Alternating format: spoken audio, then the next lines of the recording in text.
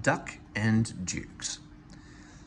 "But I keep telling you," said Duck, "there are no dukes. They were fine and stately, but they've all been scrapped." Peter Sam goggled in horror. "This is dreadful," he wailed. "The thin controller said the owner said the Duke said he was coming to our centenary to open our extension round the lake, and now he's scrapped, and Skarloey's and Renee's birthday will be spoiled. Oh dear, oh dear." He bustled away with his empty coaches to tell his bad news. "I think," said Skarloey, "that Duck was pulling your wheels." "No, Skarloey, he was quite serious." "He always jokes like that," chuckled Skarloey, but no one agreed, and they argued so loudly that the thin controller came to stop their noise. They told him about Duck, but he paid no attention. "I've no time for his nonsense now," he snapped.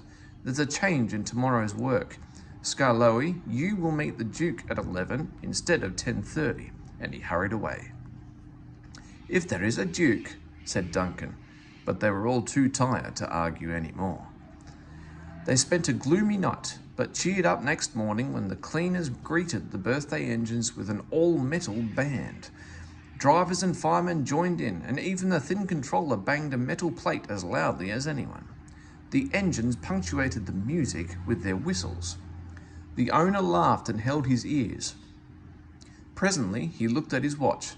"That's enough," he ordered, so Rusty, Sir Handel and Duncan went at once to find their coaches. Visitors crowded the big station. They wanted to go to places along the line to watch the celebrations. Peter Sam and Reneus had carefully practiced their parts. Passengers in Agnes, Ruth, Lucy, Jemima and Beatrice all wore clothes of 1865. Reneus had to pull them behind Peter Sam's television train, not too close and not too far away, so that the cameraman could take their pictures.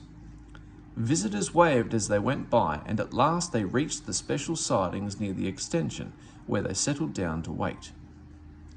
"Listen," said Peter Sam at last. "Here's Skarloey. They're cheering him." "Good," answered Reneus. "Perhaps that will make up for his disappointment over the Duke." Skarloey wasn't disappointed at all. "I've brought the Duke! I've brought the Duke! I've brought the Duke! I've brought the Duke!" he puffed, and triumphantly came to a stand between the two trains. A distinguished-looking man stepped out, climbed to Skarloey's footplate, and drove him on the new line around the lake and back again.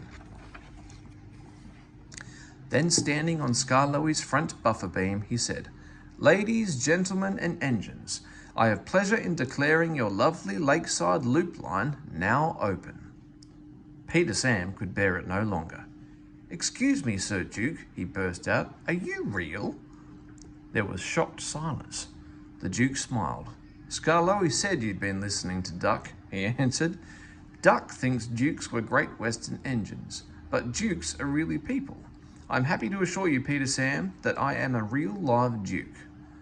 "I'll give Duck Dukes," muttered Peter Sam, but he was sternly hushed. The Duke turned to the owner. "I congratulate you, sir, on your remarkable railway. It must be a record indeed to have 2 locomotives in regular service and both 100 years old. Long life then, and good running to Skarloey and Reneus, your famous old engines." The cheering and clapping died away. "Speech!" shouted someone, and the cry was taken up. "Go on, Reneus," whispered the owner, so rather nervously the old engine began.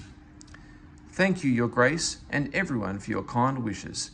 You've given us both a lovely 100th birthday, but, Your Grace, Skarloey and I aren't the only record engines.